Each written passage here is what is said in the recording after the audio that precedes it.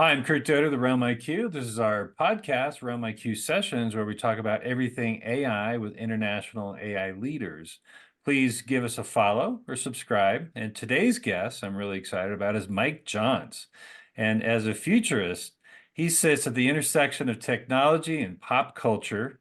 He also serves as the founder of Digital Mind State, a strategic marketing company he founded in 2010 that anchors brands and talents.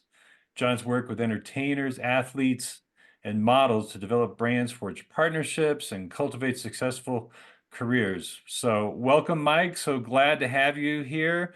We go back a couple of years in the Web3 world, and I've always been impressed with your passion and presence. But today, let's talk about AI and let's talk about your vision, actually. You write, build a smarter world where people and technology work in greater harmony to generate mutual prosperity. Can you see that happening in AI? This has been so disruptive and crazy. What are your thoughts? Well, I'd like to say this, when we look at AI and robots, I get this all the time. Will robots take my job? Right. AI is the death of the workforce. And really, what I like to say, one, for robots will not take your job, they're only ushering in new jobs. AI gives you the ability to go from ordinary to extraordinary, and the new workforce must be extraordinary. It's almost like saying, "Hey, we over here got bows and arrow. Them guys over there got machine guns. Well, Yeah. I'm gonna win in this battle, right?" And that's kind of how I look at the succession of things. You got to upgrade from the bow and arrow to the gun, and then the gun to the machine gun to laser, right? So that's where we're at, and I think we're in an interesting time because it's all brand new. Yeah, it's so rapid. And, we're in this inflection point, talking about the acceleration of technology, uh, Hmm. but it's also about the evolution of humans and the future of work. It's all combining to this nexus, and we're in the middle of it. We're just and trying to sort through it from a humanistic point of view, from a future of work point of view, from a societal Entertainment, point of view. I mean, society, government. The government, elections are coming up. ethics, ethics, deep fakes. I mean, it is loaded with controversy. I try to not dwell on the controversy because it feeds into the dystopian narrative. Ah, yes. Hollywood doesn't help with that, and they've been the slowest to embrace. But Mhm. meanwhile, in the rest of the country and the world, everyone's embracing it and transforming their business. So you're right. There's nothing more profound than being a day late and a dollar short if you didn't embrace AI. So that's where we're at. Yeah. Let me make a comment to something you said about Hollywood. They are kind of controlling the narrative of the future. And for your guest, I'd love to say, as a futurist, there are as many futures as there are stars in the sky. A good And point. I love we that. tend to look at we tend to look at the future as in Terminator. Most of the movies that you see, there's always a bad ending to the future, Yeah. right? And Yeah. that's bull crap. We got Or to change. or a bad ending that started a dystopian narrative, Yeah. Oh, uh, yeah. past the destruction. Exactly. Exactly. So we have to, here's one. I just thought of this. With AI, you can design and create a future. Yeah. Yeah. No, there's all kinds of movements around Yeah. what the future looks like. And there's optimists out there that, if you look back historically, Hmm. mankind has gone through these cycles. And the future of democracy is something very fragile. Not that I want to get into politics, but Yeah. there's endings to things. The Roman Empire only lasted so long, and how long are we going to last? And what does the world look like after that? And how does technology affect that, or how is it affecting it right now that determines the future? And how can AI, how can this intelligence guide us to a better future? Well, it's interesting you say that because I look at, we're now starting to enter a new era where in so many ways I could say everything is fake. we have algorithmic media, and that's scary, right? So I notice now you're on YouTube, and the first thing that it now directs you to, especially on your mobile, is the YouTube Shorts. Yeah. Originally, it was whatever. Now, all of a sudden, it becomes this addictive thing, and it Like makes it, TikTok, right? yeah, like They're learning that. from TikTok. Right. You find yourself on there from one dumb episode to the next, and it captures your time. And that's where we're at, this whole attention economy and distractions. But on top of that, it's the fact that, where was I going? Algorithmic media, you have algorithms that can get you your next date, right? Yeah. That's Tinder. That's all those apps. Your next sexual encounter could be done via AI and the algorithm. So I look at this world almost like synthetic media, synthetic government, synthetic friends, synthetic people. Synthetic dialogue. Yeah, synthetic dialogue. Am I talking to, we're now starting to see emails that are hitting your inbox. And was that created by a person, or is that person now leveraging Chat GPT to solicit you for something? Remember when I talked about algorithmic media? Yeah. Well, you have now people leveraging AI and saying, well, I don't have to put the human touch. I'll just let Chat GPT, and then I send out emails to people to look for my new sales lead. You're seeing that on LinkedIn. You're Oh seeing yeah. that on your Oh yeah. email. Too much. A lot of spam. It's bots talking to Yeah. bots, and we were in Right. that space before, even on Twitter. Who's following you? It's like what? Right. Who? These aren't real people. So I think with these technology advances, there's been backlash with AI from a lot of the artwork that's generated is looking the same because you have a bunch of Mhm. hacks who say, "Look, Ma, I can paint now." It's like, yeah, but what do you do in real life, or what is your experience, right, in real life that makes you an expert at anything? So there's a backlash. So the pendulum swings from, hey, this AI stuff looks cool. Oh, it's starting to look the same. Now I'm looking for what's authentic, right? And Mhm. what does authentic mean? Does that mean that I'm not erasing my ums and ahs and you knows from an edit? Does that make me more real? I think Right, little things right. like that say, yeah, that's a real person speaking, not an AI generated script, which wouldn't have, I grew up in California, so I mean, I have that surfer language. Uh, Yeah, absolutely. but so then as the pendulum swings from AI generated art to, okay, well, what's the opposite? Well, it's handmade art, right? So handmade animations, illustration, there's just so many things that you can do to prove your art is authentic, your video is authentic, your voice is authentic. And I think people want to search for authenticity, and it's not going to be from software that labels content as, oh, this was AI generated, right? Because Mhm. that's already failing. And we should actually identify where all content comes from. So, in the chain of a new economy, original content creators can get compensated. So, Right.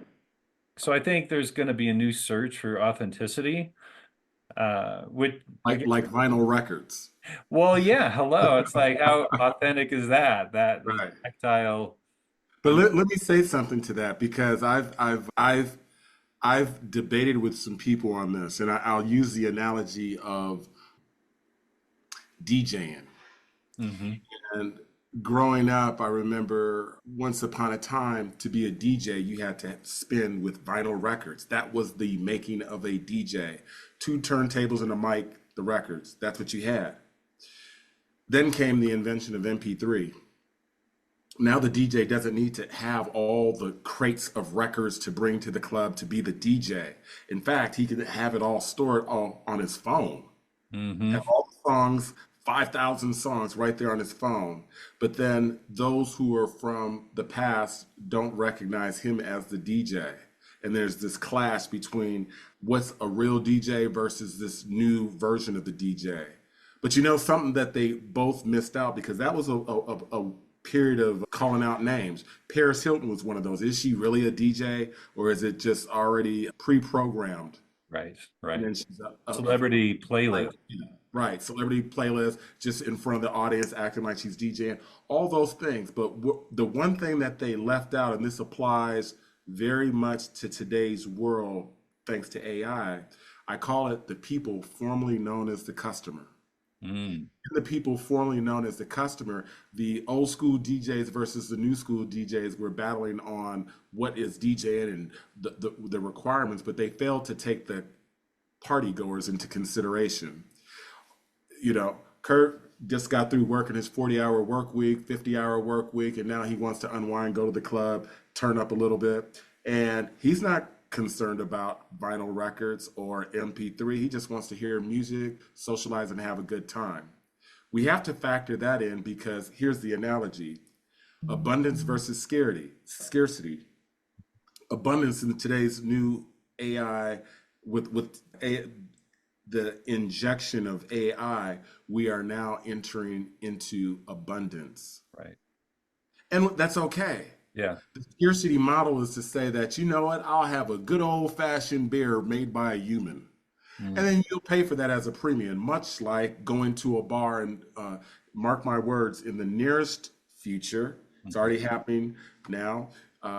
Bartending, which is therapy, right? They're your shrink. They're your human connection. They're talking with you, what have you. But really, at the end of the day, I could just have a robot do that. And if you want the human experience, you'll pay for that premium because actually, I know when you're sitting at a bar, you just don't want to sit at a bar drinking by yourself, or if it's you and your friend. From the old days in the 30s, 40s, 50s, you've seen in the movies where the guy's at the bar and him and the bartender are talking. That dialogue, that's a part of a premium content offering. So when you talked about the art, I look at that. What will happen is that'll play off of scarcity, why I've then mentioned vinyl records. And scarcity will be what you're paying for, where I want that human design as compared to the abundance that AI can do. I like some of the AI art. I like a lot of it. The people formerly known as the customer. And this Mm, is what Best Buy is going through right now, and why it's lost its value proposition because look at the name, Best Buy, but mm. people are going into Best Buy with their smartphones comparing the prices that Amazon has. Did they make the adaptation? Are they aware of the people, the people formerly known as the customer, right? And that's what they're going through right now. If you ball, you get the call. That's why the phone rings. Mike, we need a solution to this. We need some guidance here. Where are we? Where is this going? And something else you said. I look at AI, and you know this. AI really, one of the benefits. It's not really backlash. It actually can democratize skills. Yeah. Yeah, no, that it's empowering a new workforce. It's certainly empowering those kids in school. I've lectured at film schools and art schools, Mhm. and they're using it, and their professors are encouraging it, and Yeah, they just had to explain how they're using it, and it is another tool, and these professors recognize it's another tool, just like the internet. Going back to even the calculator was just a tool, but it caused a lot of right. disruption, Disruption. concern. Like, Yeah. oh no, we needed to do, calculations longhand. It's like, really? Oh my God. Again, the people formerly known as the customer, the people formerly known as the student. In education, if you rewind the clock, it was all about memorization. Yeah. Why do I need to Rote memorize? memorization. Yeah, Yes. just go to Google and get the answer. Or now ChatGPT 4 and 5 to get the answer. Why do I need to memorize? What does that do? Right? So it's a new learning curve. It's a new, again, the people formerly known as you fill in the blank. Yeah. No, I love that phraseology. The downside Hmm. is it making us lazy? And that's a thing to be aware of because if you use it as a crutch too much, you're actually not stimulating your brain, certainly as a younger person, in a way that it needs to be stimulated in order to learn. And so, I'm a little older. And I don't know that my brain is growing as much right now, but I think in the younger kids, I think this is important that in a teaching environment, they still need to be able to learn critical thinking and how to disseminate information and sort through it and learn an intelligence about what they're creating with these new tools and be able to, be the conductor in the center of all this opportunity and still have a human-centered approach to learning through project-based learning.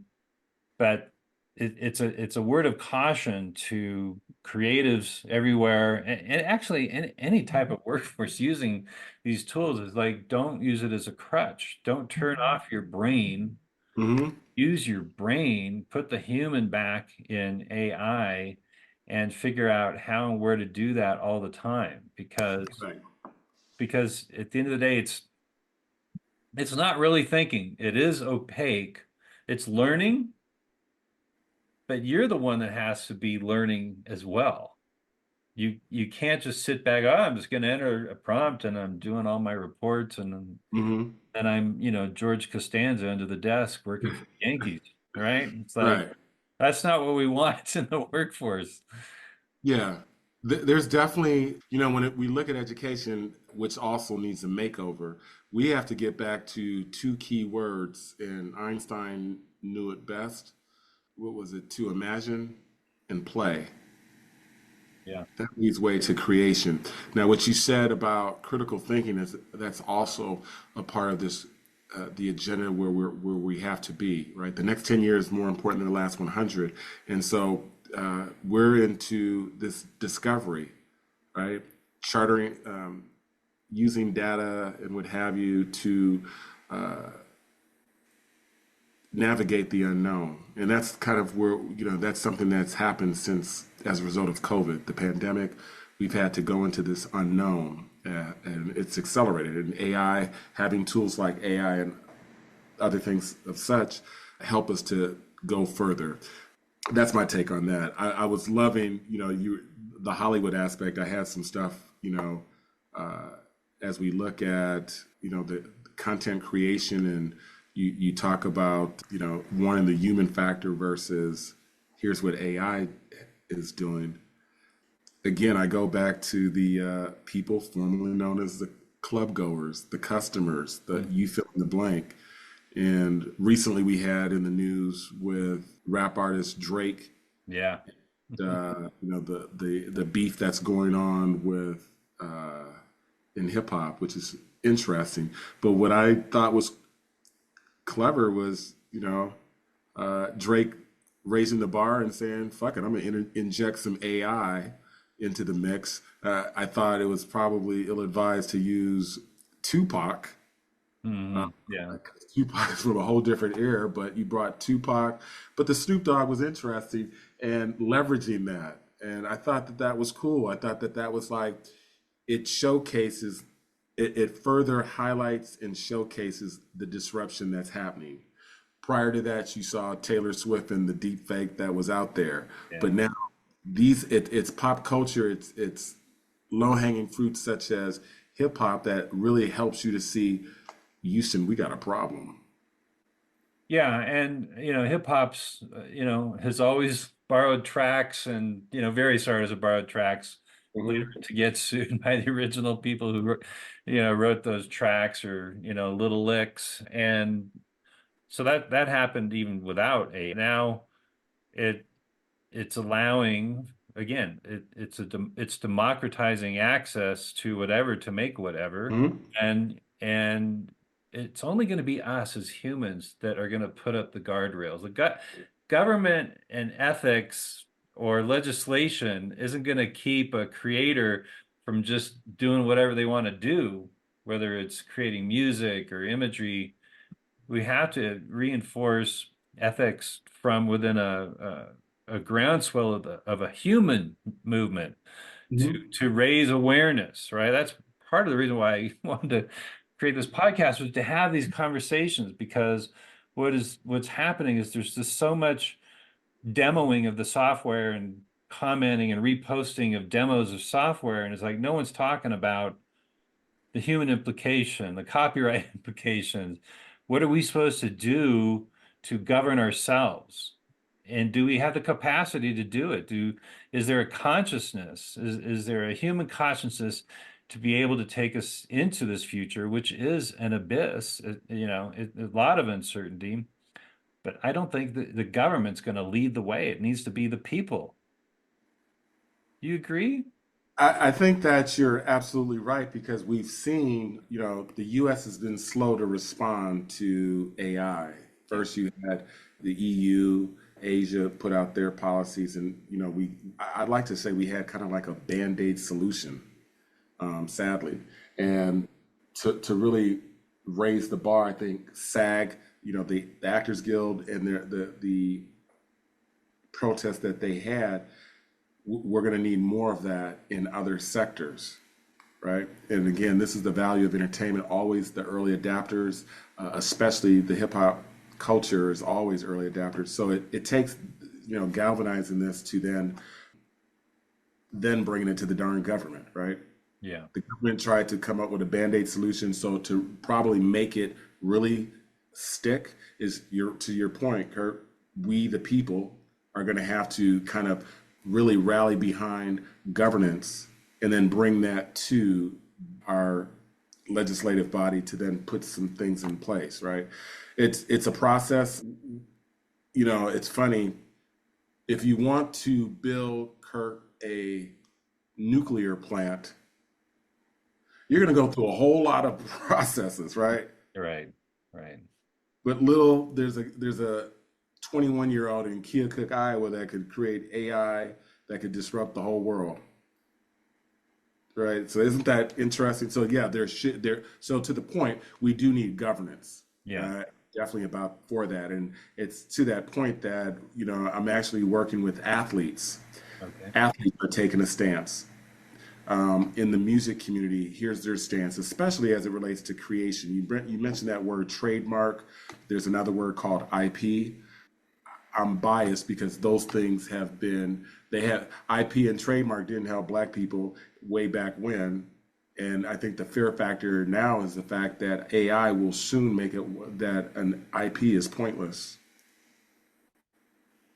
Well, My yeah, that's in a couple of years. that's a AI hard future to consider. Yeah, But I mean, it that's a certainly that you will. devalues it. It devalues it, right? That's what you're saying is that IP is devalued because of all this stuff. And so how do you put the value back in IP, right? How do you protect people's rights as it certainly for their own image or their imagery or their body, if you're Or doing is there something new to emerge, right? well, Because I like the idea of AI fighting AI, yeah. right? Right? Like innovate for good, Hmm. use what AI has done, and this is a little lofty, but it's creating space where we're getting rid of the mundane tasks, okay? Even our youth, young kids. And it's creating a space that we haven't had before where it used to be filled with stress and schedules and overwork, and it doesn't free your mind for creativity, right? So in this space, can we unleash a new wave of creativity that comes up with ideas that imagines a future that solves these problems around IP, certainly, or solves the global warming, climate change, or solves geopolitical situations that, we just haven't had the time to think before. And now it's empowering us to think at a higher level. Can we Yeah. can we hopefully progress to a higher level so that we can take on the bigger things? So this world has a lot of challenges, a lot of challenges. It always has. Always So what have. do we do with this new space of I call it an inner fire that AI is giving us because we're empowered in different ways and can do things that we have never done before. I mean, I wouldn't be doing this podcast unless I was using AI to like make it happen because all the editing and recording, it's just Mhm. it's too overwhelming before. And now there's tools. It's like, oh man, it's so easy. Why am I not? I'm using it, otherwise I just wouldn't do it.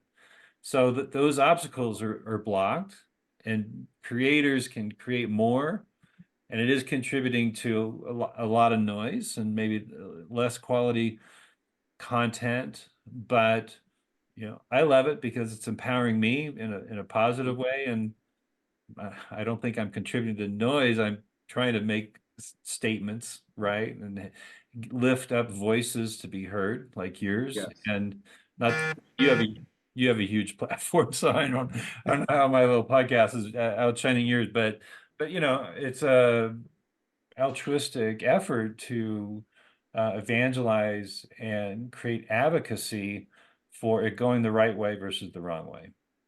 Oh, absolutely. Something I would add is that Earthlings are so accustomed to routines. Since the beginning of time, like once we get into a routine, you're used to that. And so when you don't have a routine and you go outside of that, that's when things get a little funky, a little nervous. Oh shit, what do we do? What's going on? And that's what I look at when you're speaking in terms of AI and, there's a sense of governance. What's the new territory after that? That's that, we're so comfortable being in the bubble of routines. Mhm. Break that bubble and get rid of routines. Oh shit, what do I do?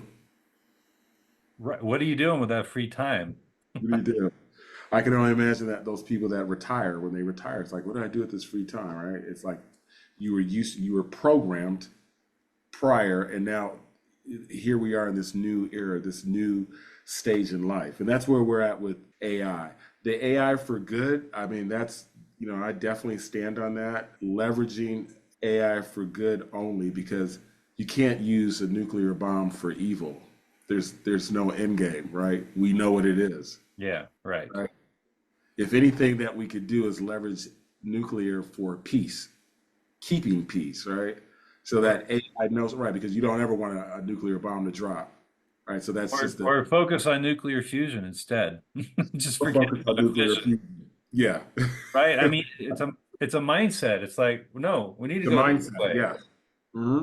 We need to go this way. Here's all the benefits, Yeah. Yeah. and Absolutely. and move the conversation away from war and strife to building and transforming energy. Yeah. What if there's hours freed up for the science community? It's like, let it be towards that. Yeah.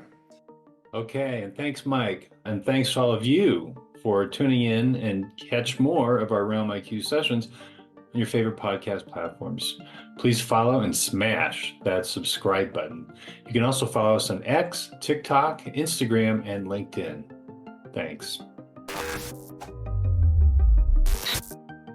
And thank you to our sponsor, Ovations with a Z. Ovations is the first online platform to simplify the talent finding and booking process for virtual events. Go to ovations.com, that is with a Z, and there you will find a variety of speakers, including myself. And if you're a booker, use the promo code CURT5, that's CURT number 5, and get a 5% discount for booking any speaker, including myself.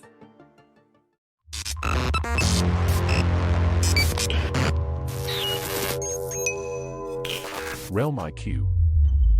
Book your corporate AI workshop today. CurtDoty.co. Branding, marketing and product development.